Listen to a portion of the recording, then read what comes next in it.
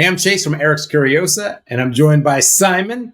Today we're talking about the Dust Rewards, the loyalty system for Sorcery Contested Realm. Simon, people have been waiting for this, and they're excited. Let's get into it. Yeah, absolutely. First of all, everyone, thanks for your patience. This has taken us quite a while to put this together. It's a best-of-breed technology, kind of fulfillment. There's a lot of things that happen on the back end, and we're a fairly small team. So we've worked really hard on this, and we're really proud of potentially what we've put together. We would not have been able to do this without our partner Cardio, who provide our play network and a lot of that infrastructure as well. So behind the scenes, Ruben has been working with that team to kind of put everything together. And there's a lot of different things to manage, a lot of nuances, because we've had this system in place behind the scenes for a number of months. And so we might have a few surprises for folks as we talk potentially about what's happened with Dust up to this point. Now, a lot of people are probably thinking, well, this is great, but I have no clue what Dust is. So let's start off. For anybody who's a Sorcery fan, you can probably skip the first 3 or 4 minutes, I think. We're just going to go over the basics. But fundamentally, Dust is our loyalty system. It is our reward currency that we give to players who enjoy playing the game in local stores and obviously opening product as well. Now, I say obviously, but a lot of people may have missed this because on the bottom of the booster box, and I don't have a booster box here, Chase, because there we go. Just so happens. Have you claimed your Dust? Oh, I don't know. Maybe should I ask if people should check this one here? Oh, I got to pull it off here. I think that's clearly not. Okay. So on the bottom of each booster box, and this doesn't include the precons, is a barcode that you scan with your phone, a QR code. It will take you to a redemption page, and that's where you enter the code. Now, we've done this for both the Alpha and Beta edition, and we'll be doing it for Arthurian Legends and hopefully many sets to come.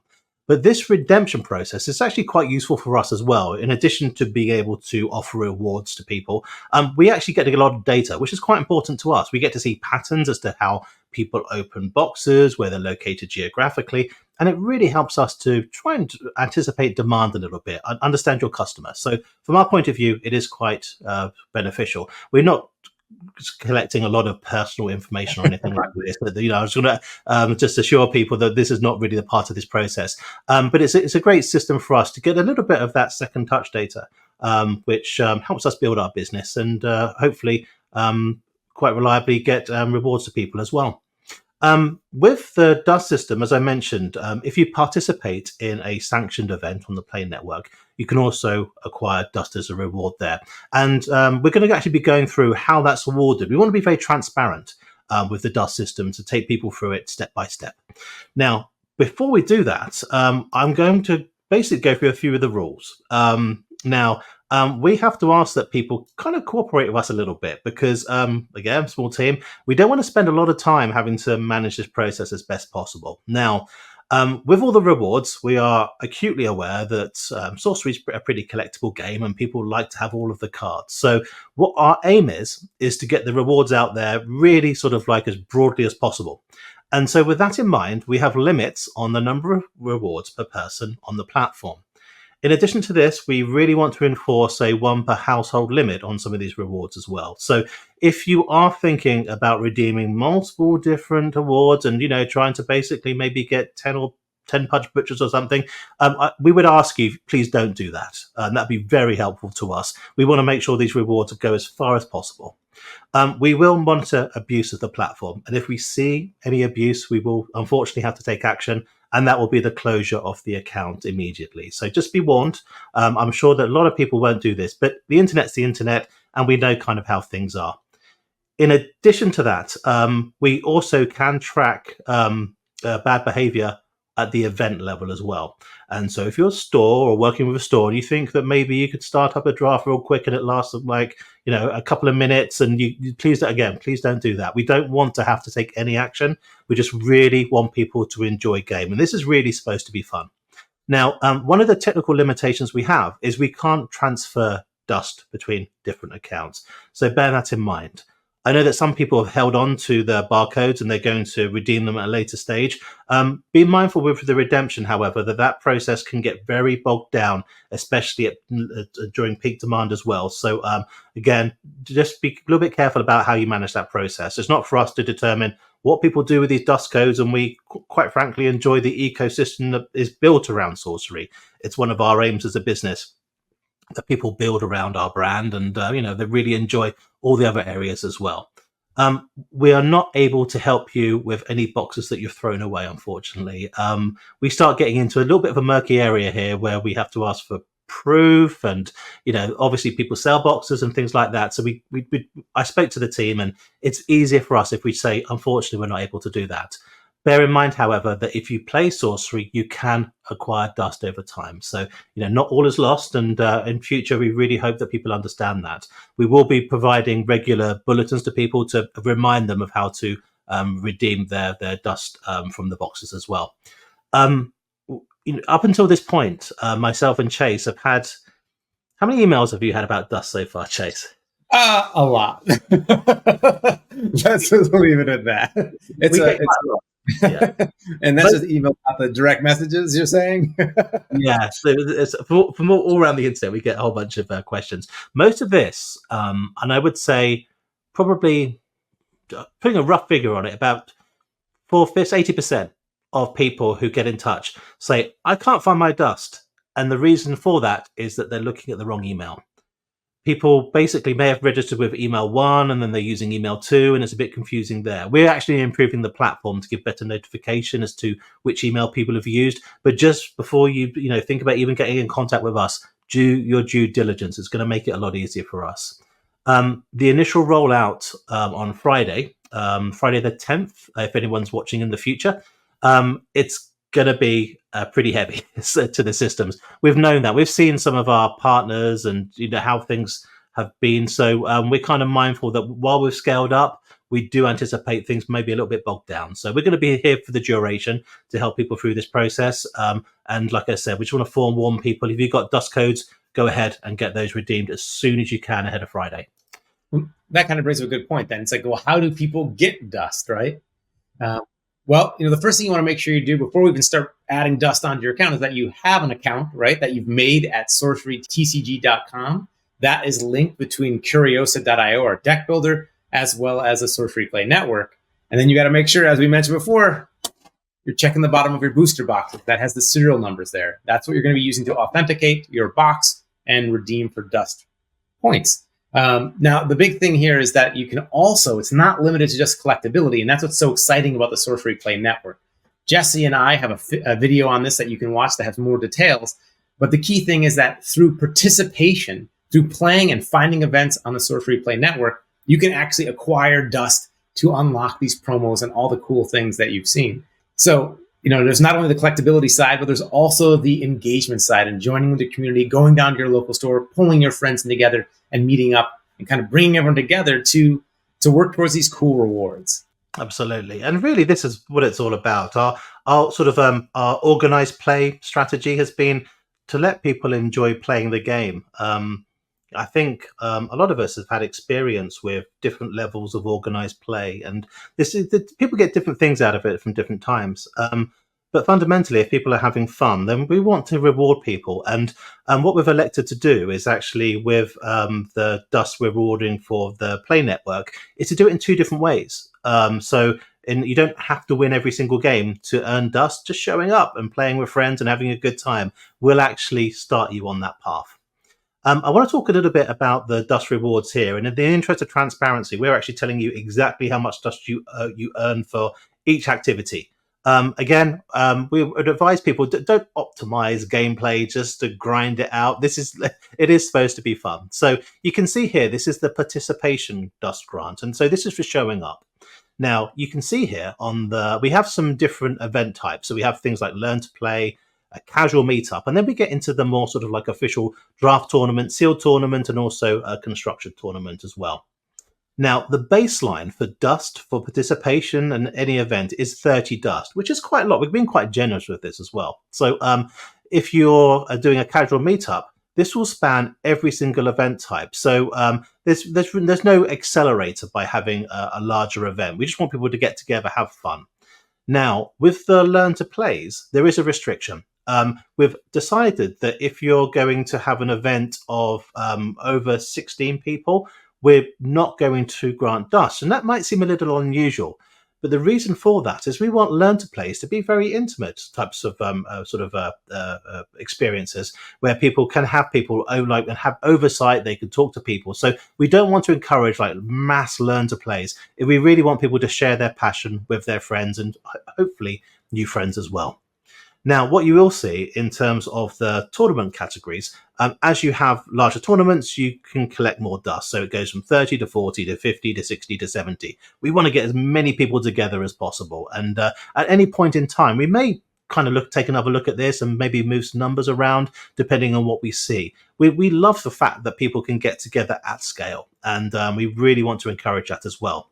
Now, with the participation dust, we do have a limit in place because again, it's quite frankly easy to game the system. People can just keep grinding out games, and we don't want people to have sort of like have to play sorcery just to collect the currency. So what we've elected to do is to put a monthly limit of 100 dust per person per account.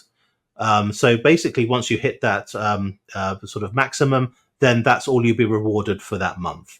As an example, if you attended a 64-person draft tournament and then you did a 16-person steel tournament, that will still be at 100. So the maximum is 100. If anything over is disregarded.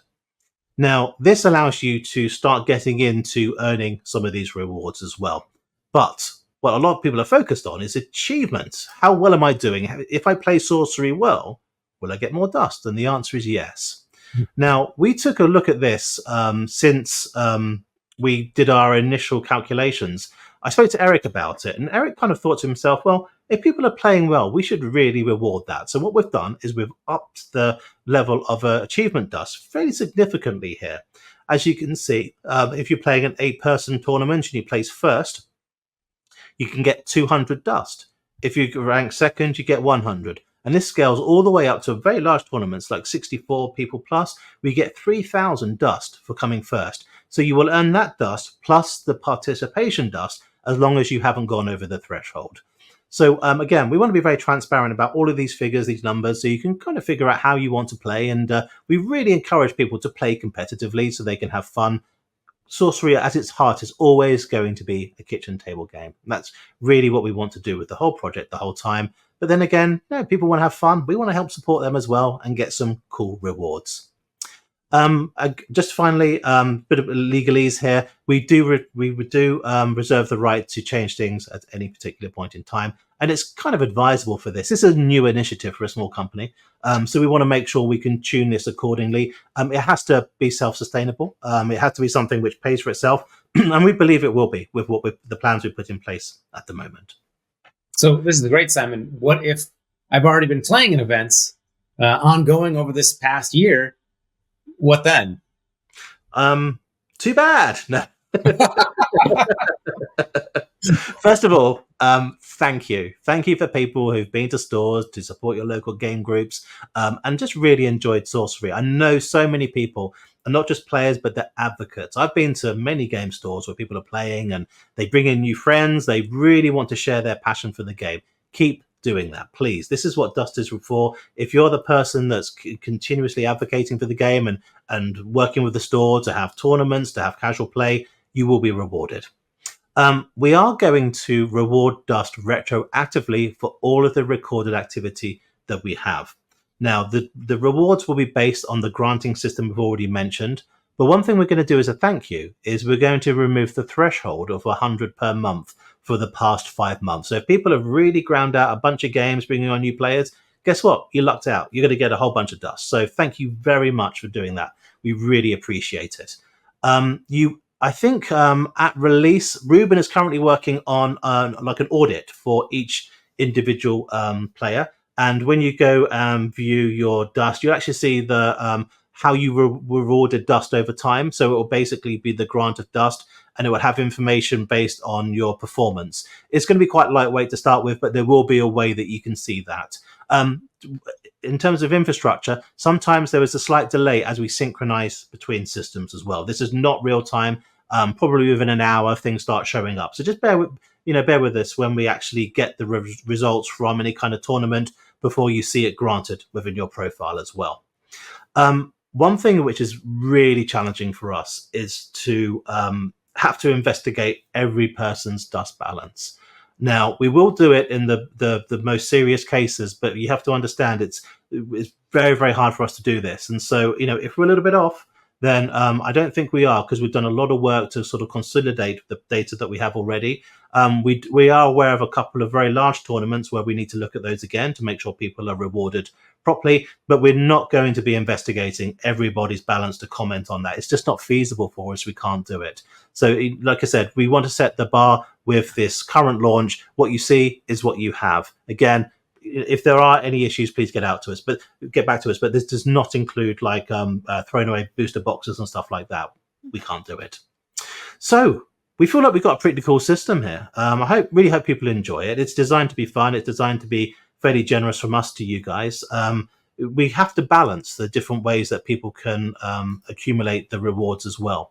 It's important that we do have representation based on product redemption, achievement, and also participation. So we hope we found a good balance. Now, what people are probably most interested in, Chase, is the rewards. Which one have you got as your favorite? My gosh, I think that's a tough call. I think that color out of space, I think, is the one that's really catching my eye right now. Although, actually, now that I say that, those full-size foot soldier tokens, and the foil rubble, I think, and basically all of them. I get it, yeah. But there's a few in there that I'm catching my eyes.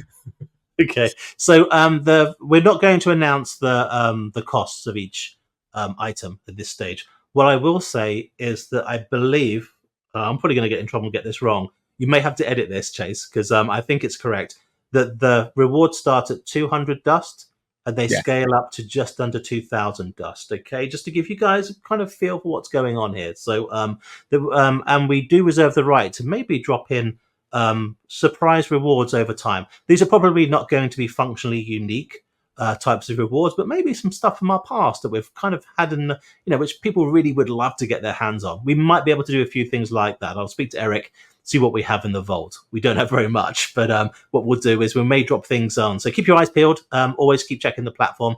You may surprise yourself.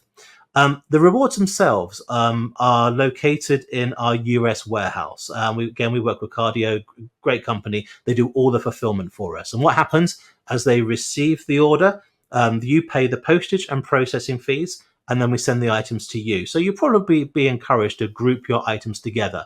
At this early stage, we're not able to do store redemption, and it's something we would love to do in the future, where you could work directly with your store and kind of group together these orders and then get it sent to a central location. We just don't have that bandwidth to get that done right now. Maybe later this year we can get something towards that sort of that level.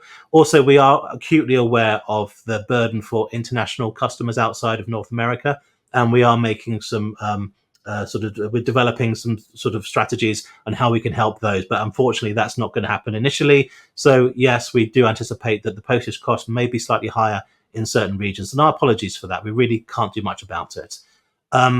One thing there is again, the household limits. Please don't spam orders. Don't create multiple accounts and do it, because what we do, we just cancel the orders. And it causes a bit of frustration, a bit of support our end. So, abide by the rules, and that just really helps us out at all times. Let's take a look at some of these things. So you mentioned the color out. Actually, color out of space is kind of one of the big hits. Let's start off with the soldier tokens. Because, okay. I like these ones. You'll probably put them up on the screen, but you can see here, probably not in focus. We've got in all their full glory. It's great because I love the artwork of Andrea Modesti, and to actually see these alongside all these other cards. When in my binder, I have them grouped by artist, so I really wanted to have those there. And sometimes these tokens are a little bit small. If you really want to make a statement on the battlefield in the contested realm, then you should really start throwing these down to play serious. Border militia, and you're like getting out the tokens. Here we go. So just to let people know, these come in sets of 3, and there's 3 different arts here. So they're the same as the tokens here. So we'll give you all 3. I think I've got all 3 here. No, we've got two the same. Okay, well, there's three different arts. Should have checked that a bit more carefully. What do you want to see next, Chase? Now, Foil Rebel. do you want to see, what does someone refer to him as previously? Oh dear, I don't know if we want to go that route. Are you talking about the Pudge Butcher? Crack Daddy? Yeah. Oh no. So, fan favorite, the Pudge Butcher. So, it's a great story behind this one. We had a fan, a player, a very good player actually. I won't mention names, but he was very kind, and right at the start of the project, he was a Pudge Butcher aficionado, and what he did is he created a model, a miniature of the Pudge Butcher. Subsequently sent it over to the team in New Zealand, but what he didn't tell me was that it would have caution tape all over it, and caused a little bit of a panic in the office when it was received. So Eric and the team didn't know anything about it, and they were very sort of anxious about opening it up, only to be faced with a tiny Pudge Butcher. And the one thing this person did was they actually did the little feet at the bottom, and we went back to Brian Smith, and he thought it was so cool. He actually has given us a different view of Pudge Butcher. So we're delighted. We know this is going to be quite popular. It's one of those meme cards. And I think actually Pudge Butcher was a bit naughty in the trailer, wasn't he, Chase? He was. He was a little bit. I wonder if anyone heard anything there. So leave that to people's imagination. We have a lot of fun. Next up, we have Waypoint Portal. And this is Boris Vallejo again. You might have to flash these up on the screen, Chase. It's been a delight to work with both Boris and Julie, and we do hope to feature a lot more of his artwork in the future. Boris is basically a great inspiration to many of our artists, and so to be able to feature his work within Sorcery Contested Realm is quite frankly a dream come true. We're huge art fans as well, and to actually see some of these luminaries sort of be not just contribute their work, but be fans of what we do and really into it is a real buzz for us. So we're delighted that Boris actually agreed to work with us as well. So I think this one's going to be quite popular. Waypoint Portal, the original art is one of my actual favorites as well, the original card. So now you've got two choices. This is exceptional, so you can probably get a little bit of variation in your deck as well. Now, we couldn't get a Harrier jet in, but we do have a Cloud City, right? That can move around. We have one of those on hand. Yeah, so I watched that Netflix documentary, so we're not putting in any ridiculous things we can never, because we just know that it'll be crowdsourced, everyone will get the stuff together, and we'll suddenly be out a Harrier jump jet. So Cloud City, this is one of the foils here. This is an old art that we have, and I'm going to say this because I can. Our foils are great, they really are. But not only that, you see, Eric did a bit of extra work on this one. You see the stars twinkling. These foils are the best foils that we've done so far. We've basically taken a lot of the feedback. We've looked at the what we had to do to incrementally improve it, and our production partner's been fantastic in improving quality. These are absolutely the best foil cards we've done. In addition to that, you have the full art on the back. So this is going to be really cool for people. I'm a big fan of this one. Probably one of my favorites. Now, next up, we have one of Eric's favorites, and this is really what Eric wanted because I think his playstyle means that he likes to basically destroy the whole realm. And you can see here we have the Rubble by Jeff Menges. This is a absolutely beautiful card. The foil treatment for something which is kind of like low contrast, kind of earthy tones, has been done in such a way that it's absolutely magnificent in the sky. So people are going to love this. These come in 4 packs, by the way. So we know if people are playing the roots of your Rasel, sometimes you can do some real damage. So you probably want a few of these. Exactly. Yeah, exactly. And on the back here, you see that we have the full art. Just for people who've never seen these cards before, we have like a raised foiling for the text box there, and then we have a sort of like a foil or holographic treatment on the rest of the card. But again, beautiful, beautiful cards. Right, the Sorcerer. No, yeah, we're going to go Sorcerer first. So, we never released a holographic version of this card before. This was the autograph card from Kickstarter from Alan Pollock. And when Eric started the project, we have a variety of different sorcerers. He went with the iconic sort of sorcerer that we see in all of the commercials that we do and things like that. But this was an absolutely wonderful piece. Again, we're big fans of owls. A lot of wizards aren't they, Chase? The Grandmaster Wizard. Yeah. So this is great. And again, rather than the signature, it's actually got the game effect in there as well. And on the back, we have full art. we want as many people to have these kind of cards as possible. So I hope people really enjoy that. And then finally, and I think this is really the heavy hitter. We know it is because people tell us. The Color Out of Space, which is a unique card. This is a Dan Seagrave piece, and as people can see here, it really is beautiful. Quite unashamedly, we are going to price things in the dust store to make them desirable as well. So people will need to save up their balances for a card like this. It's a unique card. Again, these are fairly limited. We know how many registered users we have, and so they probably won't run out immediately. But we do really hope that people can don't sit on it too long, because we don't want too many people to be disappointed. We don't anticipate reprinting Dust Rewards, with maybe one or two exceptions if it was an iconic card. But we want to maintain that sort of collectability to a degree. And again, on the back, we have the full art as well. Absolutely beautiful. So really proud of what our team have done with those cards. Next up, we have the playmats. Yeah. We already mentioned the Roots of Your Rasel. Here we go. Absolutely beautiful. I mustn't speak from behind playmats because I know better. Otherwise, you can't hear what I'm saying. Right. So, this is actually come into its own, actually. Initially, when people were playing Sorcery, and we didn't see this card too much, but I think some metas developed around it now where we're actually seeing a lot of that. Just so people know, I think it's like 20... the dimensions are actually on the dust store, so you'll be able to see it there. But as you can see, this is a single player mat, so it's designed for one person. In addition to that, we have a fan favorite, Mirror Realm. This is a list down for people.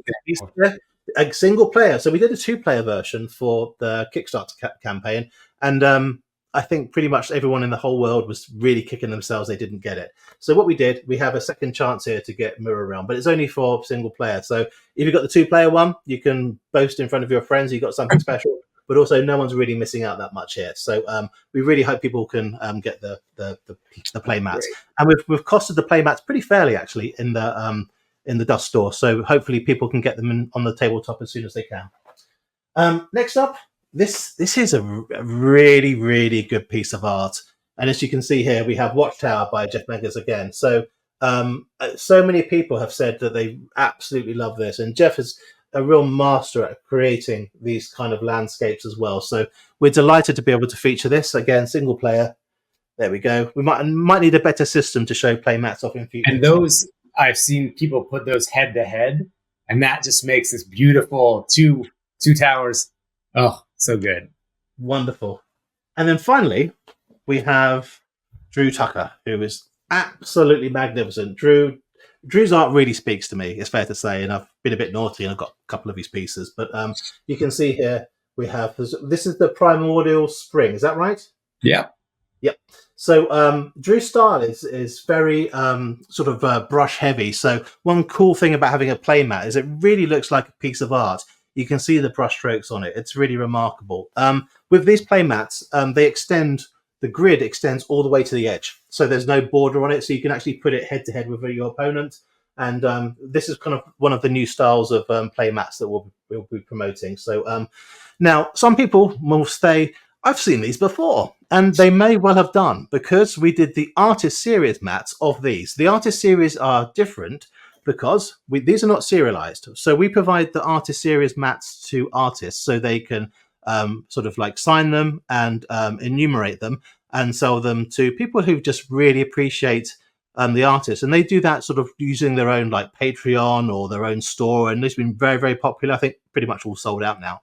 But the Dust Rewards are for everybody. So you can still get hold of the same playmat, but it just doesn't have the extra collectability on the edge. It's just a nice thing we do with the artists so they can actually, make a bit of money out of sorcery and really engage with the community.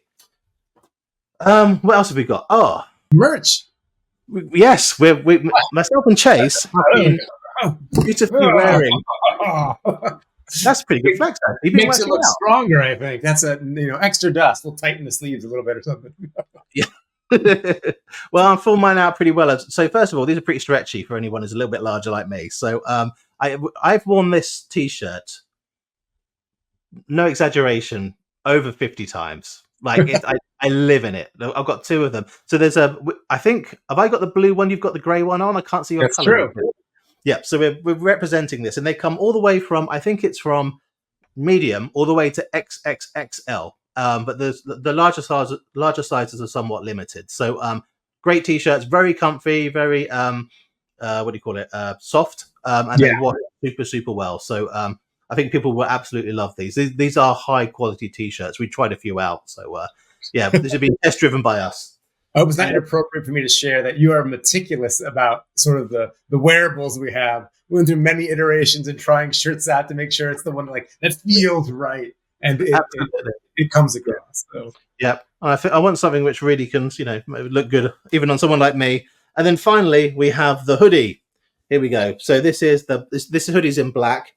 This is really comfortable. It's a little bit thicker, so it's not kind of like a summer hoodie. So seasonally, you want to plan accordingly. But the reason that we went with this hoodie is that it's got the large Sorcerer hood. Chase, you're going to cut the video now, then I'll put it on. Okay, so yeah, all right. That's exactly what I'll do. Eric's Curiosa presents the Sorcery Hoodie. There we go. Yes, as if by magic. And you can see here we have the large Sorcerer hood, which makes my beard look very white. I've noticed. Hey, so you might very ominous. I like it. But yeah, so these are super comfy, large hood, great fit. This is an XXL, and again we go all the way from medium to triple XL. So we're really proud of these awards. We've worked with a lot of different partners to get them into the store today, and we are launching on Friday the 10th. Timing, because everyone's asking us about this. We are looking to do something in the morning, but if we put a time on it, everyone's going to spam the server and refresh it and bot it. So we're going to try and do it as early as possible. We have some like pre-flight checks we do on any kind of launch just to make sure everything's okay. We're doing a lot of work behind the scenes, but we will announce it on the Discord server and on our socials when we're ready to rock. So make sure that you're either near a computer, near your phone, or take a bathroom break, and you'll be able to acquire your dust rewards. Fantastic.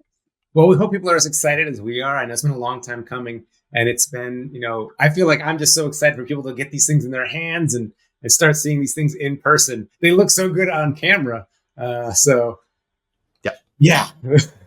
It's been a long time coming, folks. So thank you very much for your patience. We will be adding more things to the Dust Store in time. We don't want a whole bunch of promo cards. Eric's kind of very resistant to having like a product which isn't in the box. He loves the box experience to be special, but we've got some things coming, and also we do have more store kits coming as well. So what happens is that the store kits, we're not quite sure the distribution model for those yet. But a store kit will basically be for like immediate prizing, whereas Dust will be reserved for people to select prizes at their leisure. Mm-hmm. Well, thanks for tuning in, everybody, and be prepared. Friday's the day, and Friday's Dust Day. Good luck, everyone. In the meantime, good luck contesting the realm.